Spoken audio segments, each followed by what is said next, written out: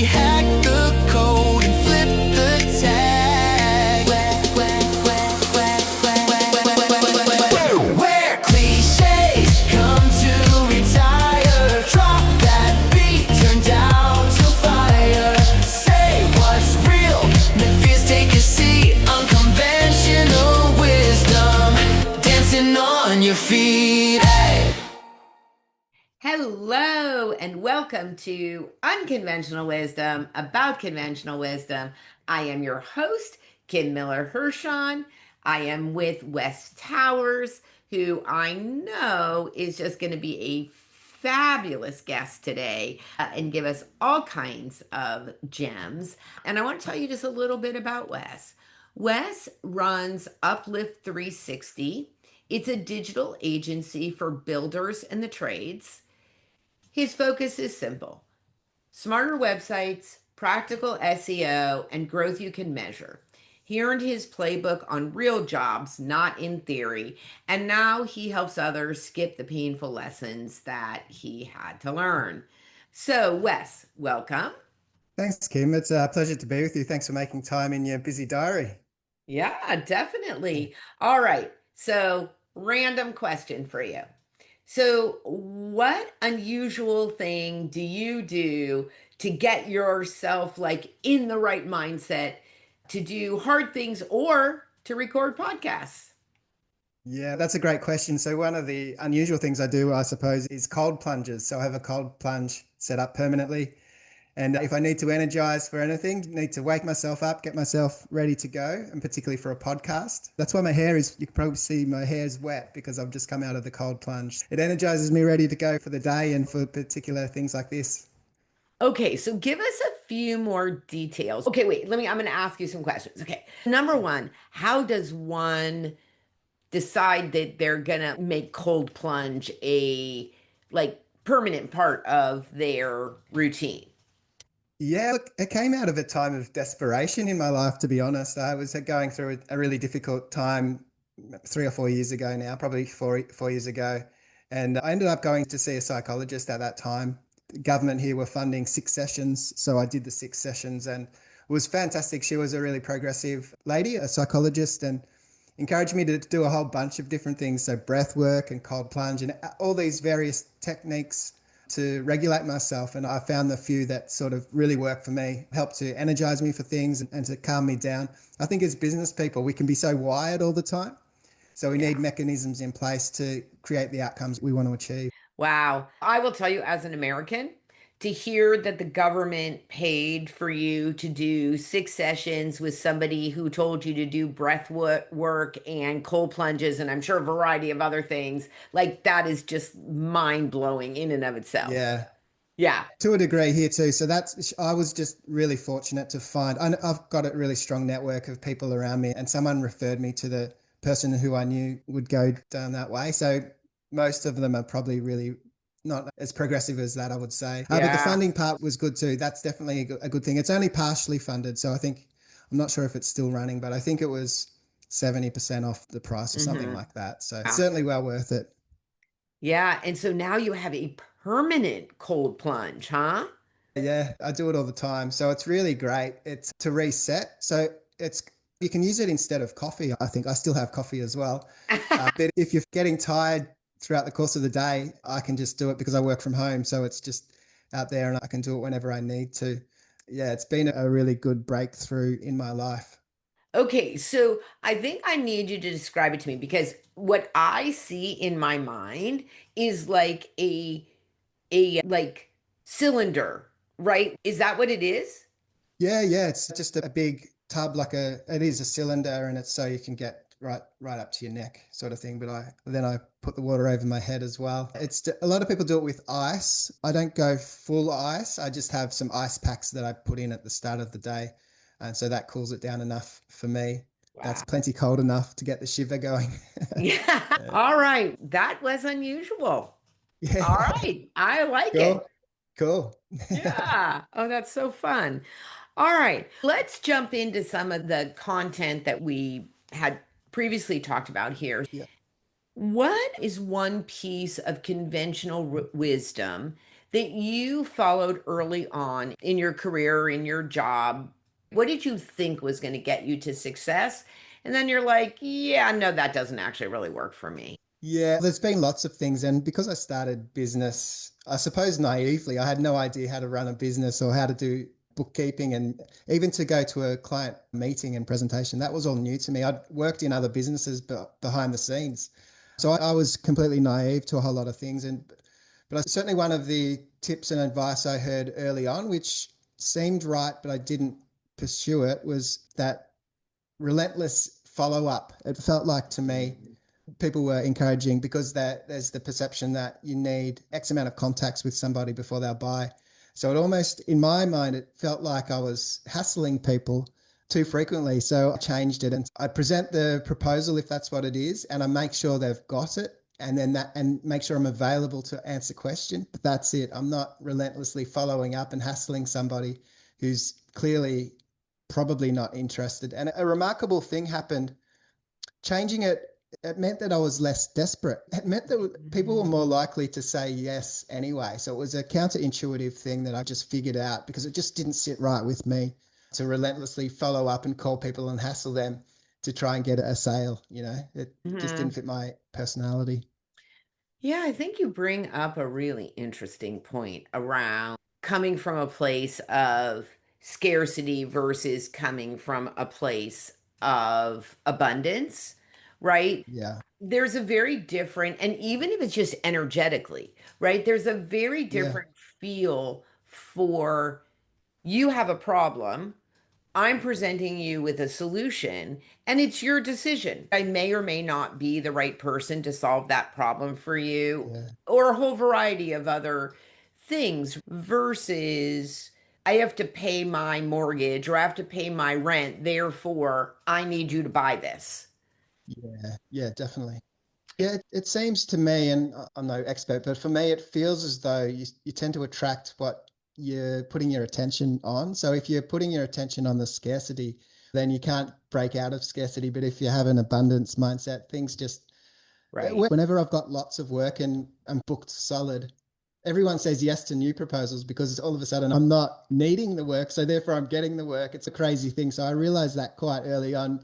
Whatever you set your intention and your mind and your focus on is what you attract. I know Mm, that's like a spiritual aspect in some ways, and right. people have different terminology to frame around that. But I think it's a common thing that humans have found right through different world cultures and societies. I think it's a Right. truth. And I think the other difference is oftentimes we make the sale about us Yeah, versus putting the attention on really helping the other person for whatever it is that they need. yeah, And yeah, I think that you make some really interesting points. I think about what it feels like to be, yeah, like I need you to buy this yeah, versus I got plenty of work. If I'm the right fit for you, great. Otherwise, you've got my proposal. And yeah, I think the other thing is too, is it's like I said about the need part, is that although I would say probably at this point, it doesn't come up all that often. But if I'm ever giving some advice to a new business owner, I always just want to remind them paying your bills is your responsibility, not your client's responsibility.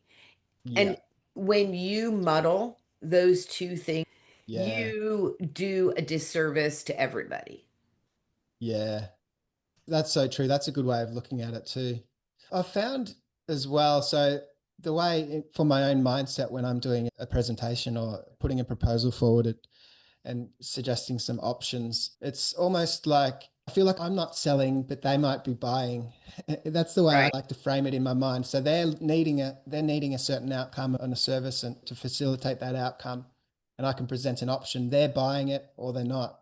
I'm not really trying to force it upon anybody. Yeah. Exactly. Yeah. And I do love it is very interesting as a business owner because it's almost like selling is a bad word, except that, and you just really honed in on this, is that we love to buy things. Yeah, absolutely. Yeah. Sometimes when I don't do it again so much anymore, but I used to do like a sales talk and like a sales seminar. And one Yeah. of the things I'd ask people is tell me about the last thing that you bought that was just a lot of fun, right? That it was a great experience buying it. And people Yeah. get so into it, right? And they can tell you all the different things that made it super fun, right? And yet, Yeah. then you'll say, okay, talk to me about selling your services. And they're like, oh my God, I hate to sell. And you're like, yeah, that's interesting, right? Yeah. Why are you the only person that likes to buy things? Don't you think other people want to buy things or they want to solve their problems? Yeah. Yeah, Absolutely. 100%.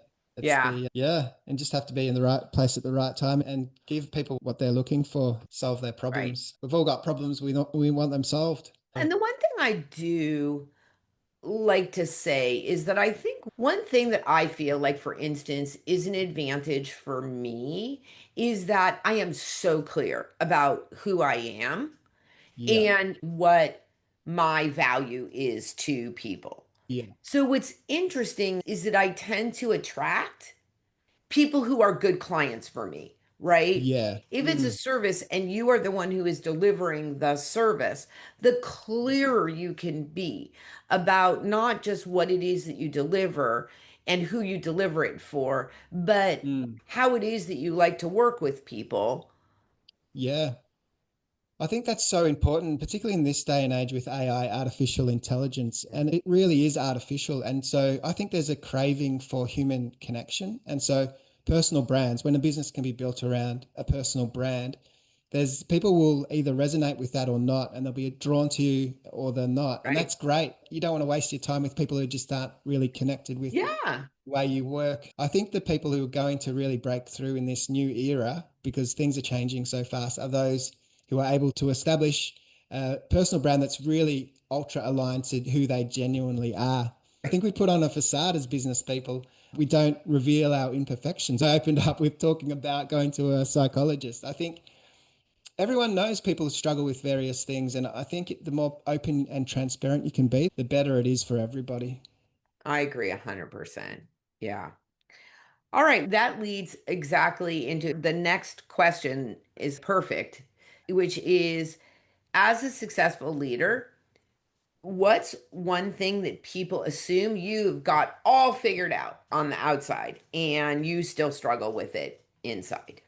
Yeah, I have the struggles inside. I suppose it's something I'm improving on, but continuing to work through is to be able to trust the team members that I have around me because I've hired people for certain tasks in my world that are brilliant at what they do, and they're better at what they do than I am for that one aspect that I've hired them Right. for. So I need to, as a leader, draw upon their ideas and skills. Sometimes people are reluctant to share ideas when they've got phenomenal ideas. So I need to find better ways to create the space that people can Mhm. present new ideas and opportunities because if I Mhm. don't create that space there people are reluctant sometimes to bring that forward. Yeah, making space for people to share ideas and not to worry if it seems like a silly idea or it's different to what we've Mhm. done before. Things are changing so fast, so I need those bright minds to bring better ways forward all the time because I can't stay on top of all the technology. For example, like we make websites and so on, digital marketing, the things are changing so fast. I can't possibly know exactly what's happening all the time for everything that's being developed. So other people Right. will have a different insight. And I think maybe it's like the perennial leader dilemma, although maybe I think in the past, like conventionally, it's not a dilemma because the leader is here and everybody else is down here. But I think that creating a space where people can give ideas, I think is really important. It is Yeah. also important to make a decision Yeah. True. and then move things forward. And I think that's Yeah. always a dance. Yeah, that balance is a bit of a yin and yang thing going on where you've got to have both aspects in most things in life. Now, I was talking to a leadership guy the other day. He was talking about how he sees the old school leadership was, if you can see the triangle, the leader was at the top and everyone is under Right. him or her. But he likes to look at it that the leader is the foundation And that made sense. And then everyone's above him, so he's supporting everything. But I thought about it more after the conversation. I thought about it a lot, just driving around actually after we had a discussion. And so I felt as though the leader is more, if it's a triangle, it's forward. So everyone's on the same level, but there's someone at the pointy end who has to create the direction, but everyone's got an equal footing, so to speak. So I'm not under them being crushed by them. I'm not above them being a dictator, but I'm in the Right. front supporting them and creating the direction so we can all move a certain. Yeah, I would agree. I personally, I think that upside down triangle, I don't love that metaphor. Because the Yeah. other thing is too is that like you could say in that schema, it's the leader that's supporting and holding everybody up, but it also like that's a huge burden as Mm, well, right? If you've got yeah. the weight of everyone and everything on you and your job is to lift everybody up, that's I don't know, that doesn't sound like a fun job to me. It might be crushing, really, Yeah, at times. exactly. Yeah. And then it also, relative to what you said, and I know we're talking in metaphors here, but the other really interesting thing is that it also requires you to be strong all the time to hold Yeah. everybody up. And I think that's a convention that we should throw away, right? Yeah. Like we're real people, and sometimes you have a bad day, and sometimes you make the wrong decision, and kind of all of those things. And there has to be space Yeah. to do that, right? Yeah. 100%. Yeah. And We're I think so the other aligned, Kim. It feels as though we're so aligned. I'm so pleased that I met you through the podcasting world. Yeah, there you go. Yeah. All right. And I am glad that I met you too. So, if you could rewrite the rule book on leadership, what's one outdated belief that you would throw away and what would you replace it with? Yeah, we covered that a little bit already. So the way in which you consider yourself fitting into the whole puzzle and how that structure looks, I think that's the key thing. And particularly with the younger generation, they're really resistant to dictator type school leadership. You can just, if you just rewind your mind to what business might have been 20 years ago, or maybe 10 years ago, but you can picture a stuffy man in a suit who just tells everybody what to do and he's a little bit grumpy and he doesn't listen to people properly. And that's the antithesis of what a good leader is, really. So I feel as though the world has transformed really well. We've still got a way to go, but we're moving in the right direction, I believe, for a lot of these things. This came up actually in a conversation that I was having this week with somebody, which is about teaching people, like younger people, how to work, right? And how to work in your organization. So Yeah. I hear as a business coach, I hear so many complaints about the younger workers and how they just this work-life balance thing, right? And they don't want to work hard and on and on. And first of all, not my favorite conversation to have because I think it's really polarizing and frankly, I think not true. I think relative to what you said, at least the way I interpret it most of the time, is that the world of work used to be very regimented. So there was Mm, not a lot of flexibility. So, in some ways, you went into the office every day and you dressed the way everybody dressed and you worked the hours that you were supposed to work. And it was all like everybody was there and they did it all the same way. So, in a lot of ways, it was pretty easy to figure out what yeah. the rules were. I think now and listen, yes, since the pandemic, there is Yeah. much more remote work, but there was always remote work. Yeah. And so I think this idea around everybody having to work the same way, I don't necessarily think that is the best way to get the best results. Yeah, for sure. I read the 4 Hour Work Week fairly early on in business, and I thought that was really great. The time management aspects of what he was sharing. So It's the way he described it. It's funny how everyone's job fits perfectly into a 40-hour work week.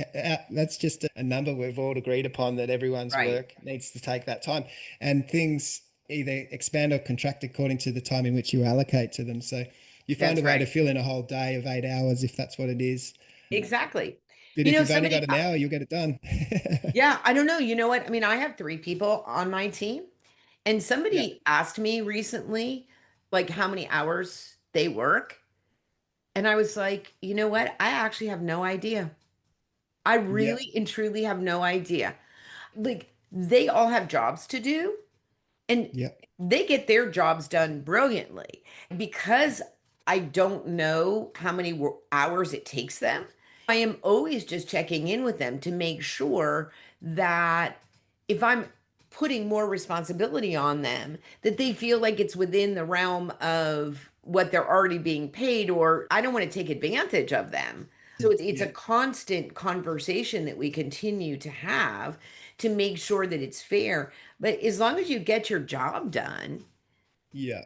and you're No. getting a fair wage for the job that you're doing, Yeah. you do Yeah. it. 100%. Yeah. Yeah. Yeah, it's probably the same everywhere in the world, but the government jobs seem to be the ones who just seem to waste a lot of time in inefficiencies. It's just, it seems like they're wired to make everything more difficult. I think that if they had a more of an entrepreneurial spirit and a more of a modern leadership style, they could just get so much more done. I suppose there's just so many rules and regulations and hoops to jump through in those spaces. I'm glad I don't work in those worlds. Yeah, me too. Would not be well suited to, I think, Yeah, either of our personalities. yeah, Yeah. yeah. All right. What's one unconventional habit or mindset shift that's helped you grow your business? Unconventional mindset to help me grow my business. It's somewhat unconventional, but I feel as though simplifying things has grown the business tremendously. So to be able to take what felt complex Mm, and to find ways to ask myself the question, what would this look like if it was easy? I think that's a great question that I'm always asking myself, because you just get locked in the process of doing the work and the outcomes and so on. But to reinvent, and we need to continue to reinvent. The question, if I'm asking myself, what would this look like if it's easy? It just helps break through stuck mindsets and to see new opportunities. Now, things are not always necessarily completely easy, but it's a shift in mindset to open up new opportunities. I think I stole that idea from somebody. It might have been, I heard it from somewhere. It might have been Tony Robbins. I'm not too sure, but it was someone that I heard, and I've lived by that principle. yeah, you are speaking my language here. I do this exercise with my clients typically about like who your saboteurs are. And your saboteurs is really the story that you tell yourself about yourself because we all Yeah. justify as humans. We all tell ourselves the story of why and how we are where we are, right? Yeah. And then the question is, what is the story that you tell yourself about yourself that holds you back? How do you Yeah. sabotage yourself because you are in a certain mindset, right? And so there's three levels of it. There is like one that's about you. There's one belief and story that you tell yourself about other people. And then there's a story that you tell yourself just about life, right? And what's really interesting is when I went through the exercise, my saboteur for life is hard, right? And then I started to get really mindful about how often I said that to myself. This is hard, right? And what I realized for me is that labeling something as hard led to procrastination. Yeah. So then the longer I let it go, the harder it got to Yeah. then pick it up because the story just gets amplified and the energy around it being hard and now it's late and oh my God, I still haven't done it. And all the negative self talk that comes Mm. about that makes it that much more challenging to get the thing done. And Yeah. oftentimes you do it and you're like, oh, that was actually not that big of a deal. Yeah. Yeah. So true.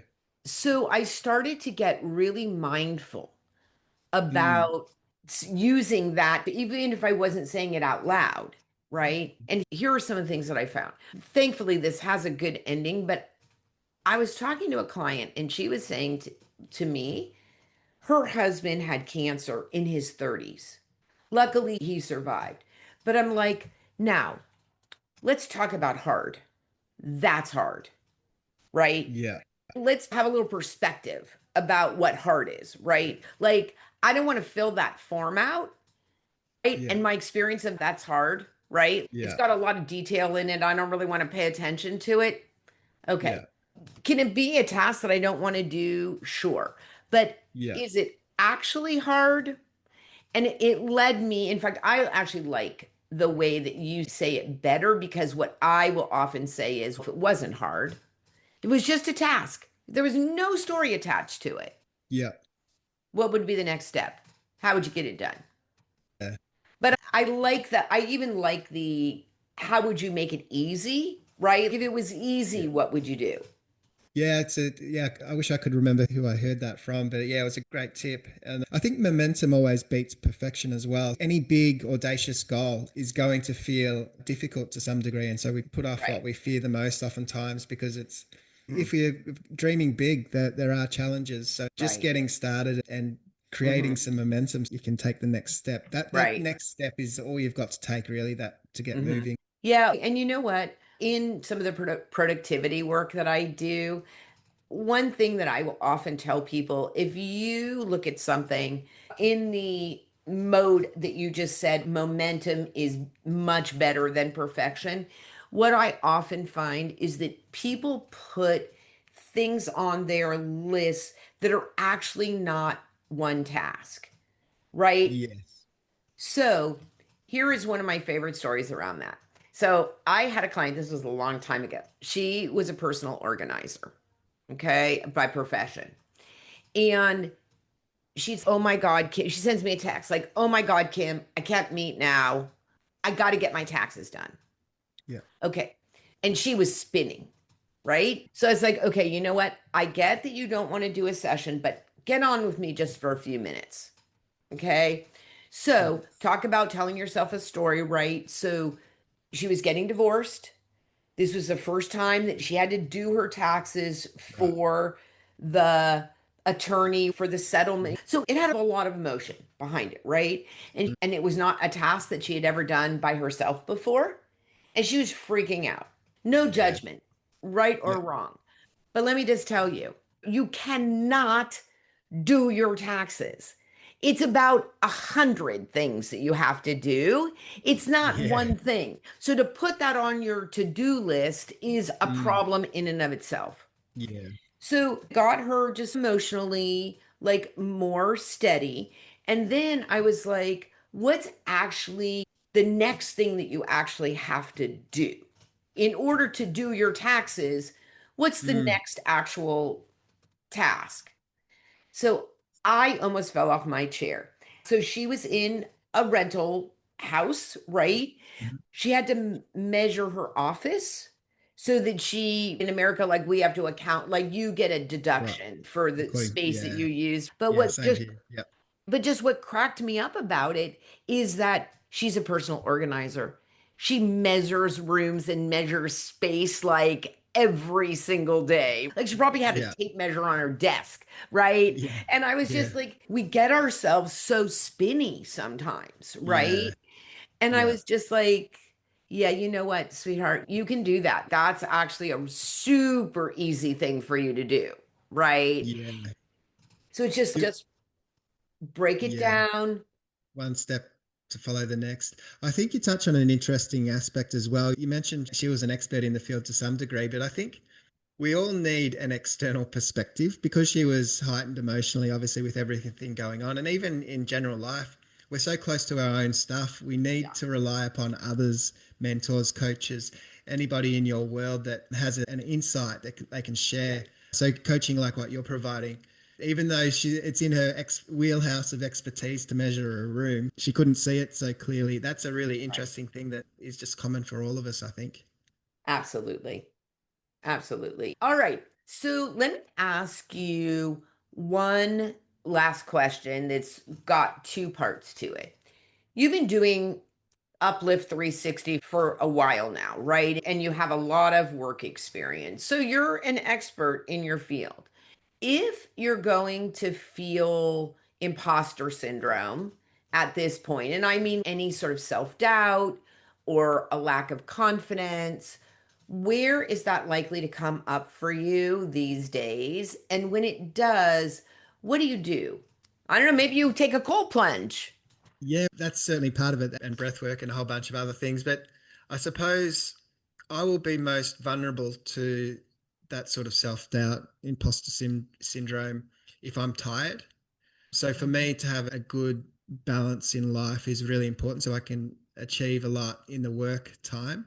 So sometimes it's about just if I am feeling a little bit flat like that, it's just a matter of taking stock and realizing, hey, probably need to slow down a little bit at some stage because you're just probably burning the candle at both ends, which I can tend to do. Yeah, it's always been a challenge for me, the imposter syndrome. I've always felt like I've achieved more beyond my capability at the time. I always feel like I'm in a world that's greater than what I should be doing. Public speaking was a massive thing initially. I think that's a common thing to speak to a room full of people. Certainly feel those things at those times, but you find little techniques to get through and to Right. realize everyone kind of feels the same. Yeah. I agree. I think to some extent, the moment that you feel totally comfortable, that you never feel self doubt, is the moment where you need to push yourself Yeah. further. You've probably stopped growing, haven't you, if you're That's feeling right. completely comfortable? Yeah. And it's interesting. Yesterday, I had to give just a very short little presentation, and I was given a structure to give my talk. It was 5 minutes. And actually, one of the hardest things is to condense something down to 5 minutes to have impact. If I have a longer time to talk, I got a lot of fillers, right? So I can get Right. there. But when you only got 5 minutes, you really got to be tight. And it was a very interesting exercise for me to do because I have a lot of public speaking experience, and yet you don't always hit the mark, Yeah. right? And I think, and again, like I said, especially when you have a very short period of time to speak. Mm. And I was really pleased yesterday that I feel like I rose to another level. I got Yeah. incredible feedback, and I felt different.